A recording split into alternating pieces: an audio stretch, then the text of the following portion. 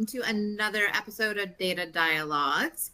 And today we are diving into very dirty data. Sounds very promising.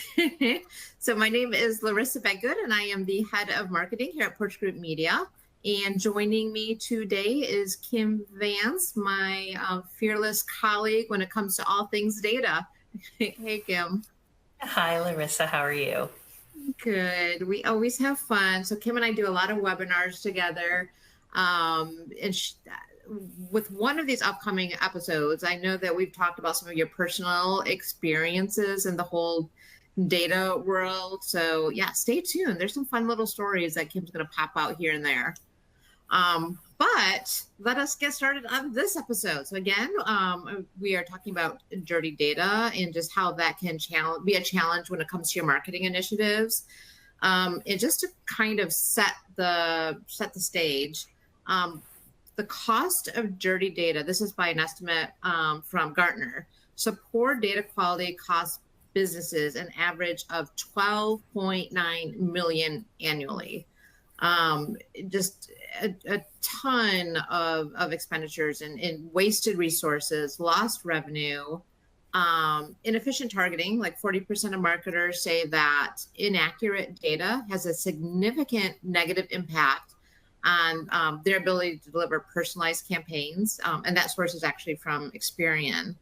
But this is something that Kim and I, come across all the time with brands and clients wanting to do a marketing campaign, but it really starts with that foundation of clean data. And Kim, I'm going to pass the baton over to you a little bit. I'd love just to get some of your initial thoughts and, like the challenges of dirty data, how it impacts marketing and so forth. Sure. So, just like anything we do in the world, it's what you put in is what you get out. There's in many programs, whether a client or a marketing team wants to reach their own existing customers and mailing list, or they want to be able to make them a part of an acquisition campaign, or they want to suppress them, whatever the use case is, doesn't really matter. What we often find is when we take that database in, there are significant duplicates. So a client might say, hey, we have several million customers, but when you get the file in and you start cleaning it up and netting it down, it's usually about a third. You lose a third of the file. So take that existing bad data or duplicated data, and then on average every year, and it kind of lines up with a lot of natural consumer shifts, about a third of your data is going to age out on an annual basis. So, a third of the country moves, a third of the country ages. So things change. And you really have to stay on top of it. If you're not actively engaged with a consumer and they're not continually updating their information, whether it be through a billing address or a shipping address or what have you, you're going to have issues with your data. So yeah, we see it. And very often customers are surprised when they see the results. Business data is very hard to keep current. So that's a whole nother conversation. If you think about it, when someone leaves a company, they don't cancel that email address. The email address gets forwarded to the new person or a manager or what have you. So the email address is still good. Or if you're mailing to them, it's still going to get to the office. It's just, will it get routed to the correct contact? It becomes the challenge. So we could have a whole nother conversation on B2B data. Right. Absolutely. One of the things so a couple of things that remind me of, direct mail. Like when you have dirty data creeping into your direct mail database, gosh, some of the catalogs I have gotten, I've gotten thick catalogs to the person who used to live here 6 or 7 years ago. I still get them. These are big catalogs. That costs money to Hmm. send out. And then there's just retail catalogs, like whatever, Ulta and so forth. Even postcards. I mean, if you could just do some cleaning of your database, that right there is a huge expense that you can potentially save. It's true. There's a lot of things that can impact how a record gets updated. And, when you have hundreds of thousands or millions of records, there's no way you can check everyone individually. But there are business rules you can set to create some controls. When you get mail for someone who was years previous, that is a strong indicator that the data has not been updated, because Mhm. they clearly didn't have any interaction with them to know their address changed. Um, you know, uh, Anecdotally, and we said we would share some of these stories.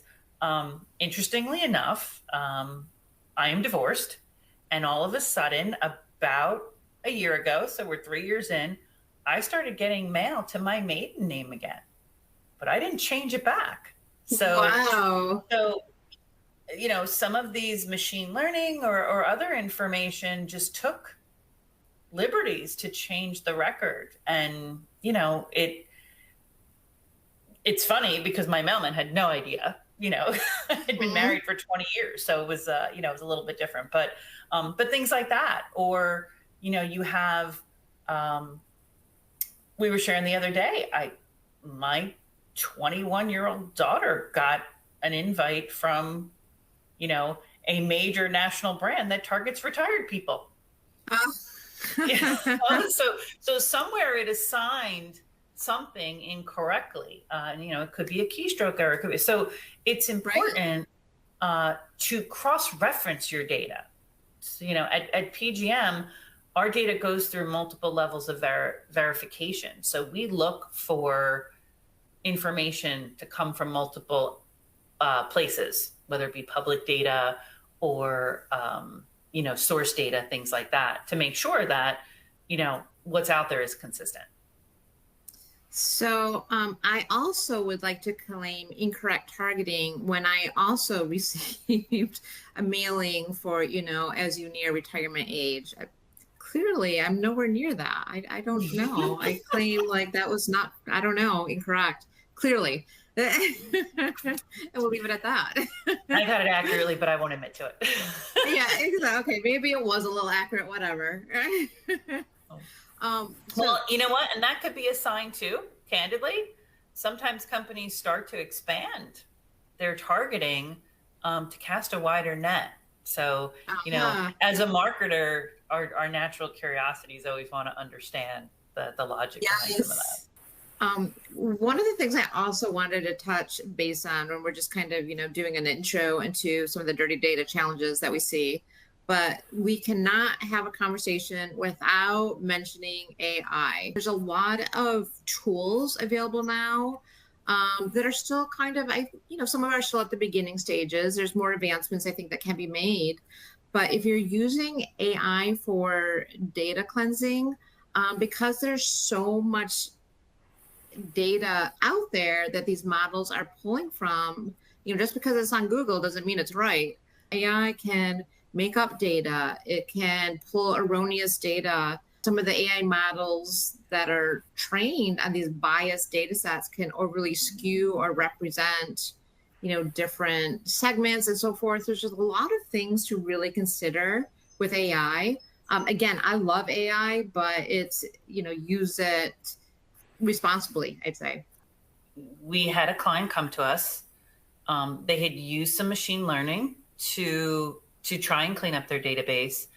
And when we went back, and they were still having issues, so we went back to look at it. And what we found is there were instances where people in the family had similar names or the same initials. And what it was doing is it was misassigning age and Ah, gender and some of the demographics around it. So, for instance, think of a brand geared to younger, you know, female consumers, a clothing brand. And when they did this, it reassigned a customer's information to an older adult male in the household. There's always a chance that they could be purchasing for, but in this Right. case, it was not, and they knew that because of other information they had. So it ends up, you know, there are risks. You know, there are sometimes as you're capturing data, if you allow things like initials or very short names, people will put nicknames, things like that, and that's going to create Mm-hmm. challenges with matching it out. So sometimes it's good to use the billing information, you know, so you have or your full shipping information. So it's important to look at what you're capturing, how it can be impacted ongoing, and make some business rules around your input forms. You know, that actually reminded me of something when you say, you know, some people can add nicknames or so forth. One of the things that I see a lot, and I'm not sure, since we're B2B, I'm not sure that's also relevant for B2C, I imagine. I'm fairly certain it is true, but a lot of times I'll get form fills or people entering information with, you know, my name is Mickey Mouse and I run IBM. I'm like, don't think that's correct. Maybe Mickey got, you know, like a new CEO position. Pretty sure it's not correct. But there's those, a lot of times people are just trying to, I don't know, be funny, but you know, right for in my case, they were just trying to access some of the resources that I had available, offering like a white paper or something for free, and then putting erroneous information so that I did not contact them. I get, yeah, I am a marketer. I would contact you, but a lot of times we do see people enter incorrect information. So just because people change jobs, change email addresses, phone numbers, whatever, that's not the only case, you know, way that bad data can enter your systems. You know, sometimes it's those malicious Mickey Mouse CEOs that, you know, creep in and enter data. Right. Well, and you have to look back as we touched on earlier, the amount of money that companies waste yearly marketing or communicating with dirty data, and then just the movement of the audience. There are tools now that you can use at the point of capture. There can be the ability to pre-fill a form. So a consumer will add a couple of pieces of information, and based upon that, it will connect your API over to a consumer database to pre-fill it with some information or to validate it. You can use two-step authentication to try and prevent that. Right.